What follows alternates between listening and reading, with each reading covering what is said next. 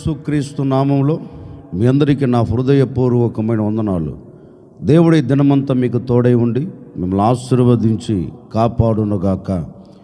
పరిశుద్ధ గ్రంథంలో నుండి 119వ కీర్తన 18వ చరణాన్ని నేను చదువుతూ ఉన్నాను. మీ పరిశుద్ధ గ్రంథమైన బైబిల్ తెరచి చూడండి. నేను నీ ధర్మశాస్త్రము నందు ఆశ్చర్యమైన సంగతులను చూచున్నట్లు నా కన్నులు తెరువుము. కీర్తనకారుడు ఈ కీర్తనలో ఒక శ్రేష్టమైన మాట రాస్తున్నారండి. దేవుని సన్నిధిలో చేరి దేవుని సన్నిధిలో ఒక చిన్న ప్రార్థన చేస్తున్నాడు. అయ్యా, నా కన్నులు మూయబడిపోయాయి. నీవు చేసే కార్యములను చూడలేక, నీవు నా ఎడల జరిగించే అద్భుతమైన కార్యములు చూడలేక, నీ ధర్మశాస్త్రములో రాయబడిన సంగతులు నేను చూడకుండా నా కన్నులు ముయ్యబడిపోయాయి గనుక నీ ధర్మశాస్త్ర గ్రంథంలో ఏవైతే రాయబడి ఉన్నాయో ఆ ఆశ్చర్యమైన సంగతులన్నీ, నీవు నా ఎడల జరిగించే సంగతులన్నీ నేను చూచున్నట్లు నా కన్నులు తెరువుము అని ఈ భక్తుడు దేవుని సన్నిధిలో చేరి ప్రార్థన చేస్తున్నాడని. ఎందుకని అంటే దేవుడు చేసే కార్యము అతడు చూడలేకపోతున్నారు. దేవుడు చేసే ఆశ్చర్యమైన సంగతులు అతడు చూడలేకపోతున్నాడు గనుక దేవుణ్ణి అడుగుతున్నాడు, అయ్యా, నీవు చేసే ఈ కార్యములు నేను చూడాలి గనుక మూయబడిన ఈ కన్నులను నీవు తెరువు. మూయబడిపోయిన ఈ కన్నులను నీవు తెరిస్తే నేను ఆశ్చర్యమైన సంగతులను నేను చూడగలుగుతాను అని ఈ భక్తుడు దేవుని సన్నిధిలో ప్రార్థన చేస్తున్నాడండి. నిజమే, మన వ్యక్తిగత జీవితంలో కూడా ఒక్కసారి మనము ఆగి ఆలోచన చేస్తే దేవుడు చేసే కార్యములను మనము చూడలేకపోతున్నాం. అంటే మన కన్నులు మందగిల్లిపోయాయి. మన కన్నులు దేవుడు చేసే కార్యమును చూడలేకపోయాయి. అంటే ఈ బాహ్య నేత్రాలు కాదండి, అంతరంగమందు అంటే మనోనేత్రాలు ముయ్యబడిపోయినందువలనే దేవుడు చేసే కార్యమును మనం చూడలేకపోతూ వచ్చాం. అందుకే ఇంతకాలం మనం దేవుని సన్నిధిలోనికి వస్తున్నా, దేవుని సన్నిధిలో చేరి మనము దేవుని ఆరాధిస్తున్నా, మనం ఎందుకు దేవుడు చేసే ఆశ్చర్యమైన కార్యాలు మనం చూడలేకపోతున్నామంటే మూయబడిన స్థితి. మన కన్నులు ముయ్యబడిపోయాయండి. దేవుడు చేసే కార్యమును చూడకుండా సాతాను మన మనోనేత్రాలను మూసి పడవేశాడు.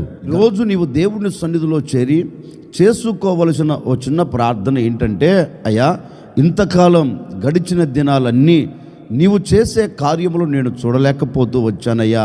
నా కన్నులు ముయ్యబడిపోయాయి, నా కన్నులను నీవు తెరువు అని ఈరోజు నువ్వు దేవుని సన్నిధిలో ప్రార్థన చేసుకోగలిగితేనండి, నిశ్చయముగా నా దేవుడు మూయబడిన నీ మనోనేత్రాలను తెరవబోతూ ఉన్నాడు. ఆశ్చర్యకరమైన సంగతులు చూచున్నట్లుగా అద్భుతం జరిగించబోతూ ఉన్నాడు. ఎప్పుడు నీవు చూడనివి, ఎప్పుడు నీవు అనుభవించని అద్భుతాలు, ఆశ్చర్యమైన కార్యాలు ఈ రోజున నీవు అనుభవించాలి అంటే నీవు దేవునిని అడగగలిగితే ఆ దేవుడు నీ కన్నులను తెరిచి ఆయన చేసే ఆశ్చర్యమైన కార్యాలు నీవు చూచున్నట్లుగా ఒక అద్భుతమైన కార్యము నా ప్రభు ఈ పూట నీ ఎడల జరిగించునుగాక. ఈరోజు మనం అడగవలసింది ఒకటే, అయ్యా, ఆశ్చర్యకరమైన సంగతులను నేను చూడాలి గనుక నా కన్నులను తెరువు.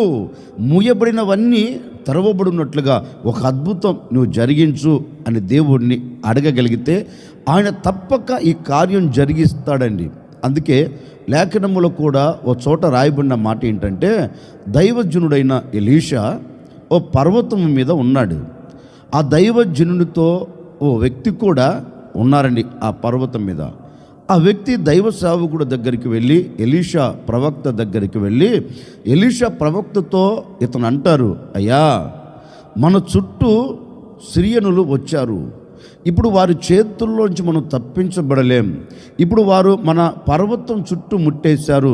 నిశ్చయముగా మనము చనిపోవట ఖాయం, నిశ్చయముగా మనం మరణించుట ఖాయం గనుక ఇప్పుడు ఏం చేయాలో అర్థం కావట్లేదు అని ఆ దైవ సేవకుడితో అంటే ఆ దైవ సేవకుడు ఏం కంగారు పడలేదండి. అంటే ఆ దైవ సేవకుడు ఆత్మ సంబంధమైన మనోనేత్రాలు తెరిచినందువలనే ఆ దైవజనుడు ఒక దాన్ని చూస్తున్నాడు. అంటే దేవుడు చేసే ఆశ్చర్యమైన కార్యమును చూచాడు అతను. ఆ దైవజనుడు దేవుడు చేయబోతున్న కార్యమును తలంచాడు. అతని కన్నులకు కనపడుతున్నవి ఏంటి అంటే పర్వతం చుట్టూ అగ్ని రథాలతో దేవుడు నింపి పడవేశాడు. గనుక ఇతడు శత్రువులను చూడట్లేదు, కానీ దేవుడు చేస్తున్న కార్యమును అతని కన్నులతో చూస్తున్నాడు. అంటే అతనితో ఉన్న వ్యక్తి ఎందుకు చూడలేకపోయాడు అంటే అతని కన్నులు మూయబడిపోయాయి. అందుకే ఎలీషా ప్రవక్త, అవునా నాకు కనపడుతున్నాయి కదా, నీకెందుకు కనపడట్లేదు, నేను చూస్తున్నాను కదా, నువ్వెందుకు చూడట్లేదు అని ఈ మాటలు ఏవి అతనితో అనలేదండి. ఒకటే, దేవుని సన్నిధిలోనికి వెళ్ళి దేవుని సన్నిధిలో చిన్న ప్రార్థన చేస్తున్నాడు. అయ్యా, వీడు చూచున్నట్లు వీడి కన్నులు ఒక్కసారి తెరవయ్యా, వీడి కన్నులు మూయబడిపోయాయి. నీవు చేయబోతున్న ఈ కార్యమును చూడకుండా వీడి కన్నులు మూయబడిపోయాయి. నీవు చేస్తున్న ఆ కార్యమును చూడకుండా వీడి కన్నులు మూయబడిపోయాయి. కనుక ఒక్కసారి ఇతని కన్నులను నీవు తెరిస్తే నీవు చేసే ఒక అద్భుతమైన కార్యమును ఇతగాడు చూడగలుగుతాడు అని దేవుని సన్నిధిలో అతడు ప్రార్థన చేస్తానండి. లేఖనంలో చక్కగా రాయబడిన మాట ఏంటో తెలుసా? దేవుడు అతని కన్నులు తెరిచినందువలన ఆ పర్వతము చుట్టూ అగ్ని రథాలను చూడగలిగాడు. ఒకప్పుడు ఎందుకు చూడలేకపోయాడు అంటే మూయబడిపోయాయి. ఇప్పుడు ఎందుకు అతడు చూడగలిగాడు అంటే లేఖనం అంటుంది, దేవుడు అతని కన్నులను తెరిచినందువలన అగ్ని రథాలను చూడగలిగాడు. నిజమే. ఈ ఉదయకాల సమయంలో నేను కూడా మీతో చెప్పాలి అనుకున్న మాట ఏంటంటే, ఒకవేళ ఈ క్షణం వరకు దేవుడు చేసే కార్యమును నువ్వు చూడకుండా, దేవుడు చేసే అద్భుతమైన కార్యము నువ్వు అనుభవించకుండా, నీ కన్నుల ఎదుట కనపడుతున్నప్పటికీ, నీ కన్నుల ఎదుట నిలిచి ఉన్నప్పటికీ చూడలేని మందత్వము కలిగిన ఆ దృష్టితో నువ్వు నడిపించబడుతున్నావేమో. ఇక ఏం చేస్తాడులే, ఇక ఏం చూస్తానులే, నా బ్రతుకులో ఒక్క కార్యం జరగట్లేదు అని కృంగిపోవలసిన అక్కర్లేదండి. ఈరోజు ఒక సేవకుడిగా నేను మీతో చెప్తున్నాను, ఈ దినము నా దేవుడు నీ పట్ల చేసే కార్యమును నీవు చూచున్నట్లుగా ఈ ఉదయకాల సమయంలో నా ప్రభు నీ కన్నులను తెరవబోతూ ఉన్నాడు. ఆశ్చర్యకరమైన సంగతులు చూచున్నట్లుగా నీ కన్నులను తెరవబోతూ ఉన్నాడు. నీవు చూడబోయే కార్యమును చూచున్నట్లుగాను నీ కన్నులను నా దేవుడు తెరవబోతూ ఉన్నాడు. మూయబడిన ప్రతి కన్నులు తెరవబడునుగాక. దేవుడు చేసే అద్భుతమైన కార్యమును నీవు చూచెదవుగాక. ఇప్పటి వరకు చూడని కార్యమును ఇక మీదట ఈ క్షణము నుండి, ఈ మాటలు వింటున్న ఈ క్షణము నుండి నా ప్రభు నీ కన్నులను తెరవబోతూ ఉన్నాడు. భక్తుడు అనినట్లుగా నీ ధర్మశాస్త్ర గ్రంథమందు ఆశ్చర్యకరమైన సంగతులు చూచున్నట్లుగా నా కన్నులు తెరవయ్యా అని నీవు అడగగలిగితే ఇప్పుడే నా దేవుడు నీ కన్నులను తెరవబోతూ ఉన్నాడు. నీ ఎదుట నిలబడిన ఆశ్చర్య కార్యములు నువ్వు చూడబోతూ ఉన్నావు. దేవుడు చెయ్య పూనుకున్న కార్యములన్నిటినీ నీవు అనుభవించబోతూ ఉన్నావు. ఈ క్షణమే ఈ క్షణమే ఈ క్షణమే నీ కన్నులను నా దేవుడు తెరిచి నీ ఎదుట ఉన్న అద్భుతమైన కార్యములన్నిటినీ నీవు చూచెదవుగాక. ఈ దినము నా దేవుడు మీ కన్నులను తెరవబోతూ ఉన్నాడు. నా దేవుడు నీ కన్నులను తెరిచేదానికి నీ ఎదుట ప్రత్యక్షమై ఉన్నాడు. ఆయన చేయ పూనుకున్న కార్యం ఇక మీదట నీ కంటికి మరుగు కాకుండా నీవు తేటగా చూచున్నట్లుగాను, నీవు తేటగా చూచి ఆనందపడేటట్లుగాను దేవుడు ఈ ఉదయకాల సమయంలో అద్భుతమైన కార్యములు జరిగించబోతూ ఉన్నాడు. గనుక నీవు ఆ చిన్న ప్రార్థన, నేను ఆశ్చర్యకరమైన సంగతులను చూడాలయ్యా అని ప్రార్థన చేస్తే తప్పక నా ప్రభు నీ కన్నులను తెరుచునుగాక. ఆయన మన కన్నులను తెరిస్తే మనం దేనిని చూడగలం? ఒకరోజు ఇంట్లో ఉన్న యజమానుడు కట్టుకున్న భార్యను పిలిచి ఆవిడతో ఓ మాట అంటున్నాడు, అమ్మా, నీవు నా ఇంట్లో ఉండేదానికి వీలు లేదు గనక నీవు నీ కుమారుని తీసుకొని వెళ్ళిపో అని ఆ అమ్మకి అంత ఆహారాన్ని, అంత నీళ్ళ బాటిల్ను ఇచ్చి సాగనంపాడండి. ఇప్పుడు ఆ అమ్మ ఆ ఇంటిని విడిచి బాధతో కుమిలిపోతూ కృంగిపోతూ అడుగులు వేస్తూ వెళుతుంది. ఆమె మనసులో నాటుకుపోయిన మాట ఏంటో తెలుసా? అయ్యో, నా అనుకున్న వారే నన్ను మోసం చేశారే, నా అనుకున్న వారే నన్ను విడిచిపెట్టారే, నా అనుకున్న వారే నన్ను హక్కున చేర్చుకోలేదే, నా అనుకున్న వారే నాకు తోడుగా ఉంటారు అనుకున్నాను, ఒంటరిగా నన్ను విడిచిపెట్టేశారు. ఏంటా నా జీవితం, ఏంటా నా బ్రతుకు అని ఆ యమ్మ ఆలోచన చేస్తూ తన ప్రయాణమును కొనసాగించుకుంటూ వెళుతుంది. కొంచెం దూరం వెళ్ళేలోపు తీసుకొని వెళ్ళిన ఆహారం అయిపోయింది, తీసుకొని వెళ్ళిన నీళ్లు అయిపోయాయి. ఇక ఆ యమ్మ మనసులో ఒక ఆలోచన కలిగింది. ఎందుక నేను బ్రతకటం, వీటన్నిటిని నేను అనుభవించలేను. పడుతున్న బాధలు, పడుతున్న నిందలు, పడుతున్న అవమానాలు ఇక నేను భరించలేను. నాకు కలిగినది ఇక ఒకటే, ఇక నేను ఈ అరణ్యములో చనిపోవటం మంచిది అని నిస్సహాయ స్థితిలో గొప్పగా కోల్చబడిన ఆవిడ తన చేతుల్లో ఉన్న బిడ్డను ఇసిరి కొట్టి ఆ యమ్మ ఒక చోట చేరి కన్నీరు కారుస్తుందండి. అయ్యో, ఏంటా నా జీవితం, ఏంటా నా బ్రతుకు అని పరిస్థితులన్నిటిని తలంచుకొని తను ఎదుర్కొన్న ఆ అవమానాలన్నిటిని తలపోసుకుంటూ తనకు కలిగిన శ్రమ అంతటినీ తన మనసులో ఒక్కసారి జ్ఞాపకము తెచ్చుకొని అన్నిటి మధ్యలో నలపబడుతూ ఇక మరణానికి దిగజార్చబడాలని కంకణము కట్టుకొని అరణ్యములో ఒంటరిగా నిలిచిపోయిందండి. ఇక ఆమె మనసులో ఆలోచన ఒక్కటే, నేను చావాలి, నా కుమారుడు చనిపోయిన తర్వాత నా జీవితంలో కూడా నేను ముగించుకోవాలి అన్నట్లుగా అండి అల్లంత దూరాన కూర్చొని కన్నీరు కారుస్తూ ఏడుస్తూ విలపిస్తూ కృంగిపోతూ దేవుని వైపు చూచినట్లుగా ఒకసారి ఆకాశం వైపు తన కన్నులు ఎత్తిందండి. ఇక ఎవరు నన్ను ఆదుకోగలుగుతారు, ఇక ఎవరు ఈ పరిస్థితుల్లో నన్ను ఓదార్చగలుగుతారు? ఓదార్చగలిగిన భర్తే నన్ను ఇంటిలో నుంచి గెంటి పడవేశాడే, ఆదరించవలసిన అక్కే నన్ను నవ్వుల పాలు చేసి ఇంటి నుండి నన్ను దూరం చేసిందే, ఇంకా ఎవరు నాకు దిక్కు అన్నట్లుగా అండి ఆ యమ్మ కన్నీరు కరుస్తూ గొప్పగా కొల్చబడింది. ఆమెను సృష్టించిన దేవుడు ఆమెను మర్చిపోలేదండి. కట్టుకున్న భర్త మర్చిపోయాడేమో, కట్టుకున్న భర్త విడిచిపెట్టాడేమో, తనతో ఉన్న అక్క తనను వదిలించుకుందేమో, కానీ అక్క వదిలించుకున్నా, భర్త విడిచిపెట్టినా, అందరు మధ్యలో నుంచి అవమానాస్పదముగా గెంటి వేయబడినా కానీ ఆమెను సృష్టించిన సృష్టికర్త ఆమెను మర్చిపోలేదండి. ఆమెను మర్చిపోకుండా ఆమెతో ముద్దుగా ముచ్చటగా మాట్లాడుతూ ఉన్నాడు. హాగరు, నీకేమొచ్చిందమ్మా? ఎందుకు ఈ అరణ్యములో కన్నీరు కారుస్తున్నావు? ఎందుకు ఈ అరణ్యములో వేదన చెందుతున్నావు? ఎందుకు చనిపోవాలని కంకణం కట్టుకొని అడుగులు వేశావు? నీవు భయపడవలసిన అక్కర్లేదు హాగరు, నీవు భయపడవలసిన అక్కరలేదు. అందరూ విడిచిపెట్టినా నేను నిన్ను విడిచిపెట్టను, నేను నీకు దూరము కాను, నిశ్చయముగా నేను నిన్ను ఆశీర్వదిస్తాను, నీ సంతతిని విస్తరింప చేస్తాను, నీవు కంగారు పడగాకు అని ఆ యమ్మతో ధైర్యంతో కూడిన మాటలు చెప్పి ఆ యమ్మ పట్ల ఒక అద్భుతమైన కార్యం జరిగించాడండి. ఎప్పటి నుండో ఆమె ముంగిటే, ఆమె ప్రక్కనే ఏరులై పారుతుంది నీటి ఓట. ఆ శబ్దం ఆ యమ్మకు వినపడలేదు, ఆ నీటి ఊట ఆ యమ్మకు కనపడలేదు. ఎందుకంటే చెవులు మందమెక్కిపోయాయి, కన్నులు మందగిల్లిపోయాయి. అంటే చెవిటి దానివలే బ్రతుకుతుంది, చూపు చూడలేని స్థితిలో నిలిచిపోయింది. లేఖనములో చక్కగా రాయబడిన మాట తెలుసండి, దేవుడు ఆమె కన్నులను తెరిచిన మరుక్షణం, దేవుడు ఆమె కన్నులను తెరిచిన మరుక్షణం ఆమె ఎదుట ఉన్న నీటి ఓటను చూచెను. ఆ మాట ఇప్పుడు చదువుదాం. ఆదికాండం 21వ అధ్యాయం 18వ వాక్యాన్ని నేను చదువుతూ ఉన్నాను. నీవు లేచి ఆ చిన్నవాణ్ణి లేవనెత్తి నీ చేత పట్టుకొనుము, వానిని గొప్ప జనముగా చేసేదనని ఆమెతో అనెను.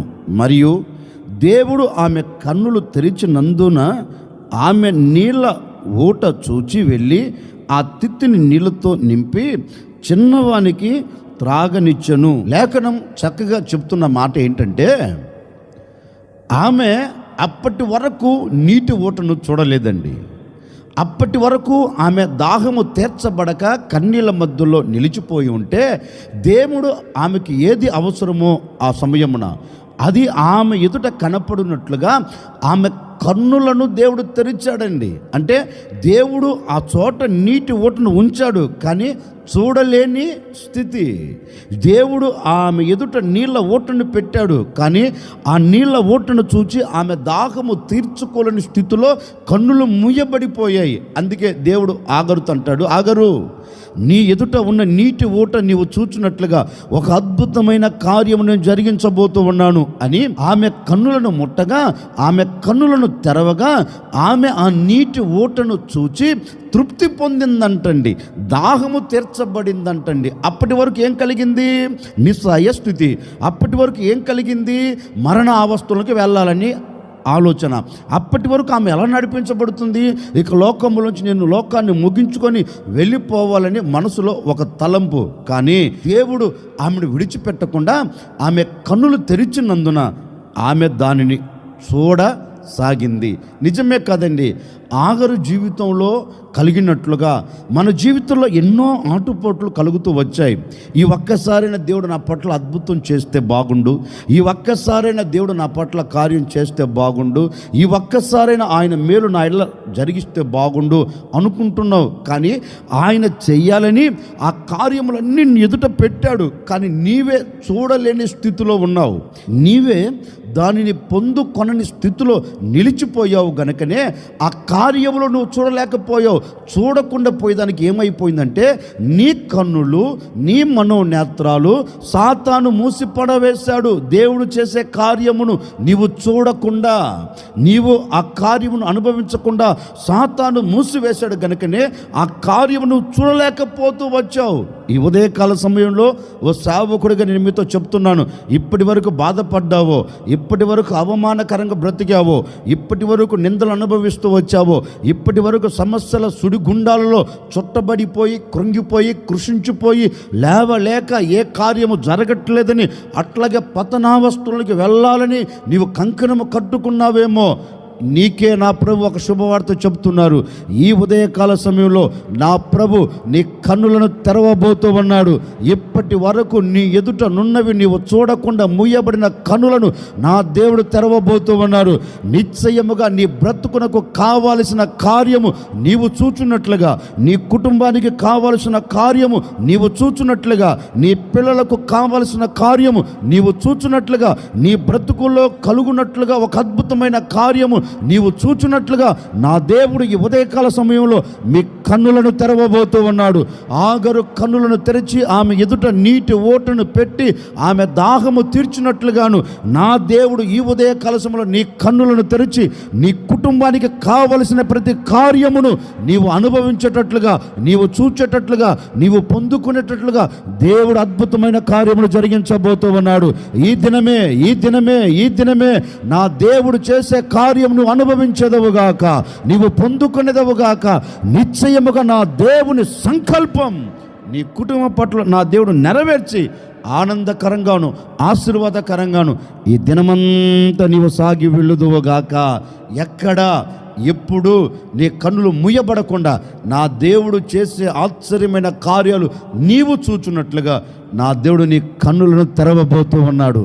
ఇప్పటి వరకు చూడని కన్నులు ఇక మీదట నా దేవుడు చేసే కార్యములు చూడబోతూ ఉన్నవి. ఇక నీ నోట నువ్వు చెప్పగలవు, ఇక నీ నోట ఆ మాట రాబోతుంది. నా దేవుడు నా పట్ల కార్యములు జరిగించాడు, నా దేవుడు నా పట్ల అద్భుతాన్ని జరిగించాడు, నా దేవుడు నా పట్ల నేను అనుకొనని కార్యములు నా దేవుడు చేశాడు అనే మాట నీ నోట వచ్చినట్లుగా, నీ కన్నులు చూచున్నట్లుగా, నీ మనసు ఆనందపడినట్లుగా, నీ కుటుంబం సంతోషించి పరవశించినట్లుగా ఈ దినమే నా ప్రభువు నీ పట్ల అద్భుతమైన కార్యం జరిగించబోతూ ఉన్నాడు. ఒకవేళ ఇప్పటి వరకు నీ వ్యాపారంలో అద్భుతం చూడకుండా, నీ చేతి పనిలో అద్భుతం చూడకుండా, నీ ఉద్యోగంలో అద్భుతం చూడకుండా, నీ ఆత్మీయతలో అద్భుతం చూడకుండా, నీ కుటుంబంలో అద్భుతం చూడకుండా ఒకవేళ సన్నగిల్లిపోయి సత్తిగిలబడిపోయి ఇక ఏంటా నా బ్రతుకు మారదా, నా బ్రతుకులో ఒక మార్పు కలగదా అన్నట్లుగా నీవు కృంగిపోయి పడిపోయి నిస్సహాయ స్థితిలో నిలిచిపోయావేమో నాకు తెలియదండి. ఈ ఉదయకాల సమయంలో నా ప్రభు ఎక్కడా నీకు అపజయం కలగకుండా, ఎక్కడా నీకు అవమానము సమీపించకుండా నా దేవుడు నీ చేతి పనులు అద్భుతం జరిగించబోతూ ఉన్నాడు. నీ వ్యాపారంలో అద్భుతం జరిగించబోతూ ఉన్నాడు. నీ కుటుంబంలో అద్భుతమైన కార్యం నెరవేర్చబోతూ ఉన్నాడు. ఎక్కడ నిలబడిన నీవు అద్భుతమైన కార్యములే చూడబోతూ ఉన్నావు. ఆ కార్యములు చూచున్నట్లుగా నా ప్రభు మీ కన్నులను నా ప్రభు తెరవబోతూ ఉన్నాడు. యేసు నామములో మూయబడిన ప్రతి కన్నులు తెరవబడునుగాక. తెరవబడిన ప్రతి కన్నులు నా యేసయ్య చేసే కార్యములు చూచెదరుగాక. అందుకే భక్తుడు అంటాడు, నీ ధర్మశాస్త్ర గ్రంథం ముందు ఆశ్చర్యకరమైన సంగతులు చూచినట్లుగా నా కన్నులు తెరవయ్యా. అంటే ఆయన మన కన్నులను తెరిస్తే మనం ఏం చూడబోతున్నామంటే, దేవుడు మన కొరకు దాచి ఉంచిన, దేవుడు మన కొరకు సిద్ధపరిచిన, దేవుడు మనం అనుభవించాలని మన ఎదుట తీసుకొని వచ్చి పెట్టిన ఆశ్చర్యమైన కార్యాలు, అద్భుతమైన కార్యాలన్నిటినీ మనం చూచి మనం పొందుకొని ఆనందకరంగా నిలిచి ఉండబోతూ ఉన్నాం. ఓ సేవకుడికి మనసారా కోరుకుంటున్నానండి, నా ప్రభు మీ కన్నులను తెరచి మీ కుటుంబాల పట్ల అద్భుతమైన కార్యములు జరిగించునుగాక. మీ కుటుంబాలలో ఉన్న ప్రతి వేదన తొలగిపోవునుగాక, సమస్యలన్నీ తొలగిపోవునుగాక, బాధలన్నీ తొలగిపోవునుగాక, ఇరుకులు ఇక్కట్లు ఇబ్బందులన్నిటికీ నా దేవుడు ముగింపును కలగచేసి నీవు ఆశ్చర్యమైన సంగతులు చూచున్నట్లుగా నా దేవుడు నీ కన్నులను తెరుచునుగాక. తలలో వంచడం చిన్న ప్రార్థన. ఆశ్చర్యకరుడా మీకు స్తోత్రాలు చెల్లిస్తూ ఉన్నాం. మీరెంతైనా సర్వశక్తి కలిగిన దేవుడవు. ఈ విధంగా నాయనా మరొక దినములో మేమందరము అడుగుపెట్టి మిమ్మల్ని స్తుతించేదానికి మీరు చూపెట్టిన కృప కొరకై మీకు స్తోత్రాలు చెల్లిస్తున్నాం. నిజమే, ఇప్పటి వరకు మా కన్నులు ముయ్యబడిపోయాయి. మీరు చేసే కార్యమును చూడకుండా మా కన్నులు ముయ్యబడిపోయాయి. ఈరోజు మేము అడుగుతూ ఉన్నామయ్యా, మా కన్నులు తెరవండి అయ్యా. మీరు చేసే కార్యమును చూడాలి, మీరు చేసే అద్భుతమైన కార్యం మేము అనుభవించినట్లుగా మా కన్నులను తెరవండి. ఇక మీదట మీరు చేసే కార్యములన్నిటినీ మేము చూచి ఆనందపడి ఆశీర్వాదకరంగా సాగి వెళ్ళినట్లుగా అద్భుతమైన కార్యాన్ని జరిగించండి. మరొక్కసారి ప్రజలను ఆశీర్వదిస్తున్నాను తండ్రి. వీరు చూచున్నట్లుగా వీరి కన్నులు ఈ దినాన మీరు తెరిచినందుకై మీకు స్తోత్రం. మీరు చేసే కార్యములు చూడబోతున్నందుకై మీకు స్తోత్రం. ఈ దినమంతా ఆశీర్వాదాలతో బిడ్డలు నింపబడినట్లుగా, ఆశీర్వాదకరంగా సాగి వెళ్ళినట్లుగా నవనూతనమైన మీ కార్యమును జరిగించి మీ సన్నిధిలో ఈ దినమంతా మీ బిడ్డలను సాక్షిగా నిలుపుకోమని, వెళుతున్న మార్గాలు, వస్తున్న మార్గాలు, చేస్తున్న దానిలో నాయన దీవెన కలుగునట్లుగా, క్షేమం కలుగునట్లుగా, కాపుదల కలుగునట్లుగా అద్భుతమైన కార్యమును మీరు జరిగించమని యేసు నామములు అడిగి వేడుకొనుచున్నాము తండ్రి. ఆమెన్. ఈ దినమంతా నా ప్రభు మీకు తోడై ఉండి మీ కన్నులను తెరచి నా దేవుడు చేసే ఆశ్చర్య కార్యములన్నీ మీరు చూచి మనసారా వాటిని అనుభవించి సంతోషకరంగా మీరందరూ సాగి వెళ్ళుదురుగాక. ఈ దినం పుట్టినరోజు జరుపుకుంటున్న ప్రతి ఒక్కరికి నా దేవుడు ఆశీర్వాదాన్ని, దీవెన, కాపుదల, క్షేమం, శుభం కలుగచేయునుగాక.